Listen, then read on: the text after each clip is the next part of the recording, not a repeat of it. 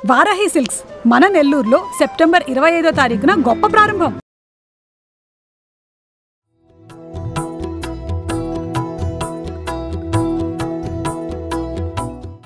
నమస్తే రమగారు. నమస్తే జయ. సుమన్ టీవీ ప్రేక్షకులందరికీ దసరా శుభాకాంక్షలు. మీకు కూడా రమగారు దసరా శుభాకాంక్షలు. సుమన్ టీవీ ప్రేక్షకులందరికీ దసరా శుభాకాంక్షలు.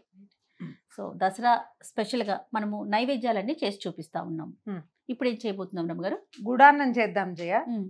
ఈ లలితా సహస్రనామంలో అమ్మవారికి ఇష్టమైన పదార్థాల్లో ప్రత్యేక నామం గుడాన్న ప్రీత మానస అని. దానికి ముందు రక్తవర్ణ, మాంసనిష్ట, గుడాన్న ప్రీత మానస ఈ నామాలు 3 వరుసగా కనపడతాయి. అమ్మవారు ఎర్రటి రంగు కలిగింది. మాంసనిష్ట, మానవ శరీరంలో ఉన్న మాంసంలో ఉన్న శక్తి అమ్మే. మాంసనిష్ట అందులో ఉంటుంది. మనకి కండ ఉండాలి కదా, కండ ఉంటేనే కదా మనిషి. అవునండి, కండ కలిగిన వాడే మనిషి. అవును. ఆ కండలో అంటే మాంసంలో అమ్మ కొలువై ఉంటుంది. మనం మనకి శక్తి వచ్చేది ఆమె వల్లే. దాంట్లో తర్వాత పార్ట్ ఏం చెప్పారు? గుడాన్న ప్రీత మానస చెప్తారు. చాలా బలవంతవర్ధకమైన ఆహారాల్లో గుడాన్నం ఒకటి. మామూలుగా మనం చక్కెర పొంగలి, తర్వాత ఏమో పాయసం అవి చేస్తామా, అవి అరుగుదలకి రావంటారు. కొంత బాగా నెయ్యి కొబ్బరి వేస్తాం దాంట్లో చక్కెర పొంగల్లో కదా ఒకటి.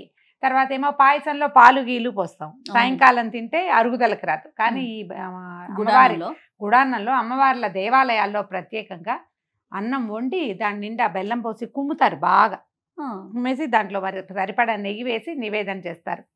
సాధారణంగా అభిషేకం తర్వాత అమ్మవారికి గుడాన్న నివేదన జరుగుతుంది. చాలా దేవాలయాల్లో ఇది కనపడుతుంది. మనం కూడా ఈ ప్రత్యేకమైన ఈ 10 రోజుల్లో ఒకరోజు మనం గుడాన్నం పెట్టుకోవచ్చు. అయితే చాలా సింపుల్ ప్రాసెసే. ఎంత ఉండదలుచుకున్నామో ఆ గ్లాసెడ్ బియ్యము, ఆ గ్లాస్ కంటే కొద్దిగా ఎక్కువ బెల్లం, బియ్యం కన్నా ఎక్కువ బెల్లం, కొంచెం బెల్లం కొద్దిగా ఎక్కువ, కొద్దిగా ఒక చిన్న కప్పు నెయ్యి. మనం ఉడికేటప్పుడు నెయ్యి వేయాల్సిన అవసరం లేదు. బియ్యం శుభ్రంగా కడిగి ఒక 10 నిమిషాలు నానబెట్టండి, సులువుగా ఉడుకుతుంది. తర్వాత చక్కగా 1కి 3 నీళ్ళు పోసి పొయ్యి ఎక్కిచ్చేసేయటం.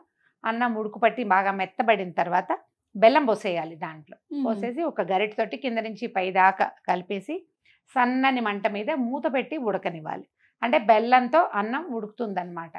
తర్వాత ఏముంది, దింపాక ఉడికిపోయినాక దింపి నెయ్యి వేసి కొంచెం ఏలక పొడి వేసి అమ్మవారికి నివేదన చేయటమే. చాలా సింపుల్ ఇది. కానీ దీని నివేదన వినిమయము 2 అత్యవసరమైనవి. దసరా 10 రోజుల్లో ఒక రోజు తప్పకుండా ఇది చేసుకోవాలి. ఓకే అండి. బియ్యం ఆల్రెడీ 1 కప్పు బియ్యం కడిగి మంచినీళ్ళల్లో వేసి పెట్టాను. బియ్యం పెట్టుకుందాం స్టవ్ మీద. అన్నం ఉడుకు పట్టనిద్దాము. 1కి 3 నీళ్ళు పోసాను. ఉడికిన తర్వాత బెల్లం ఉడుకు పట్టినాక కొంచెం బాగానే ఉడుకు పట్టాలంటే ఉడికిపోతుంది. అన్నం ఉడికి మనం నీళ్ళు ఎక్కువ పోసాం. మామూలుగా 1కి 2.5 అలా పోస్తే సరిపోతుంది. 3 పోసాం కదా. అన్నం కొంచెం మృదువుగా ఉడకకపోతే బెల్లం తగలంగానే ఇక ఉడకటం మానేస్తుంది, బొణిగలుగా ఉండిపోతుంది. అలా కాదు, మృదువుగా అవ్వాలి మనకి. అందుకని ఉడకనివ్వాలి. ఓకే అండి. సరే, ముందు మూత పెట్టండి. పొంగొచ్చాక మూత తీస్తే సరిపోతుంది. లేదా ఇలా ఓపెన్ గా ఉడకబెట్టినా సరిపోతుంది. కొంచెం విశాలమైన గిన్నె పెట్టుకోమన్నారా? మీకు ఇంకా ఈజీ మెథడ్ ఇంకొకటి చెప్తా. చిన్న కుక్కర్ ఉంటే కుక్కర్లో పోసేసి 1కి 2.5 అట్లా పోసేయండి.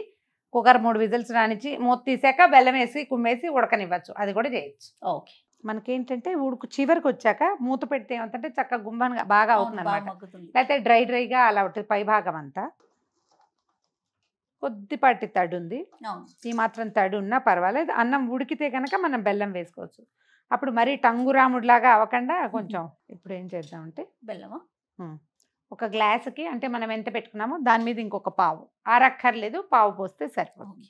బెల్లం కొంచెం తీపి తక్కువగా ఉంది, అంత తీగా లేదు అనిపిస్తే మీరు ఒకవేళ వినిమయానికి కొంచెం తీగా ఉండాలి, మేము ఇంకా తీపిగా వాడతాము అంటే వేసుకోండి ఇంకో కొంచెము, లేకపోతే అక్కర్లేదు. ఏదో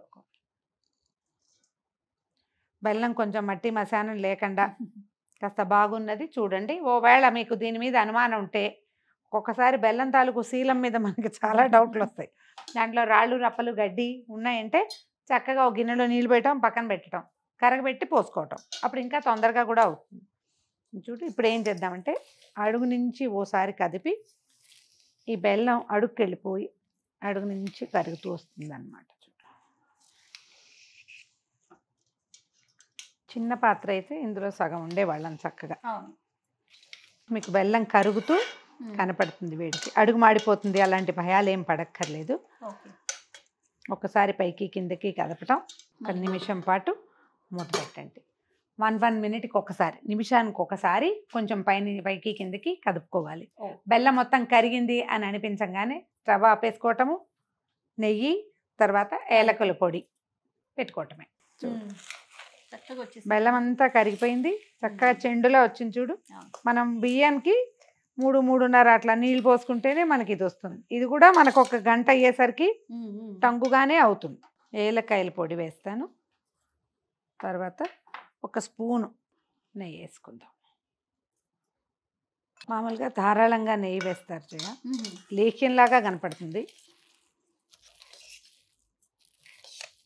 దేవాలయపు ఫీల్ వస్తాం బ్రహ్మాండంగా. క్లాక్ టవర్ దగ్గర సిద్ధి వినాయక దేవాలయం ఉందా, అక్కడ లోపల అమ్మవారి శివపరివారం అంతా ఉంది. శివపార్వతులు, వినాయకుడు, షణ్ముఖుడు, 4 గుడులు ఉండి వాటి 4 దేవాలయాలతో పాటు ఆంజనేయ స్వామి దేవాలయము, తర్వాత ఏమో మన నవగ్రహాలు, అవతల వైపు ఒక పెద్ద రావి చెట్టు కూడా ఉన్నాయి. ఈ అష్టమి నవముల్లో అమ్మవారికి అష్టమి నాడు అభిషేకం చేస్తారు. ఆ రోజు పొద్దున్నే ఇది నివేదన చేస్తారు. అక్కడ తెలుసుకున్నాను నేను ఎన్నేళ్ల క్రితమో. గుడానం ఇది పాయసం కాదే ఏమిటండి అని అడిగితే గుడానం, దాని మీద చదివాను ఒక 15-16 సంవత్సరాల క్రితం. ఒకనాటి అభిషేకం అప్పుడు తెలుసుకున్నాం అనమాట. అయిపోయింది. వేరే బౌల్లోకి షిఫ్ట్ చేసుకోవటము.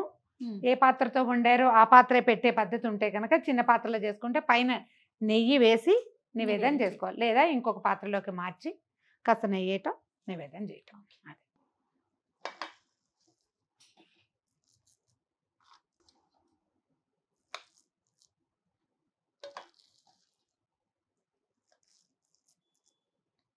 బెల్లం ఎంత మంచి రంగు గల బెల్లం అయితే అంత బాగుంది, మనకి ఇది రంగు చక్కగా వస్తుందన్నమాట.